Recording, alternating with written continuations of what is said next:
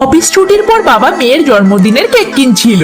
মা ফোন করে তাড়াতাড়ি ফিরতে বলে। তখনই বসের কল আসে। বাবা ফোন রিসিভ করে আর জানতে পারে একটা ইমার্জেন্সি পেশেন্টকে এক্ষুনি বাড়িতে দেখতে যেতে হবে। বাবা বলে ঠিক আছে আমি এক্ষুনি যাচ্ছি। এই বলে বাবা কেক নিয়ে বাড়িতে গিয়ে পেশেন্টের বাড়িতে পৌঁছে যায়। দরজায় নক করলে একটা ট্রান্সজেন্ডার মহিলা দরজা খোলে। বাবা বলে আপনি টেস্ট বুক করেছিলেন? মহিলা বলে হ্যাঁ হ্যাঁ ভেতরে এসো। মহিলা একটা ছোট্ট মেয়েকে নিয়ে আসে আর বলে এটা আমাদের মেয়ে, আজের জন্মদিন, তাই সবাই জোগাড় করতে ব্যস্ত।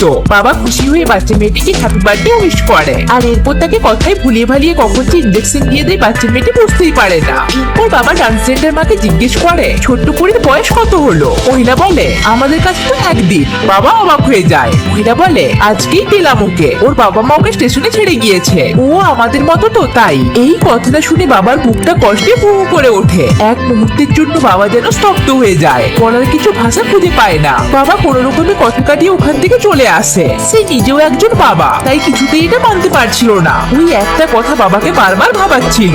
এরপর আবার কেউ দরজায় নক করে। দরজা খুলে দেখে ডক্টর আবার এসেছে। মহিলা বলে কিছু কি রয়ে গিয়েছে? বাবা হেসে বলে হ্যাঁ, ছোট্ট পরীর জন্য জন্মদিনের কেক। এই বলে নিজের মেয়ের জন্য কেনা কেকটা আরেক মেয়ের জন্য দিয়ে দেয়।